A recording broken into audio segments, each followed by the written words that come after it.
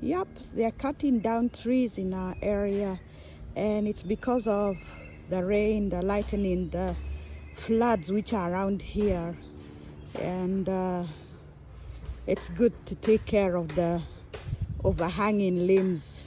I think this was done by Kenya Power actually, so that's what's happening. Oh, that's a beautiful sound of a kite. I wonder if it's nesting up here. Oh, I see one up there.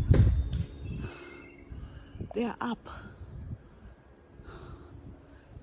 Got it. There you are. Oh, there they are. Yeah. Wow. Yeah. They're up.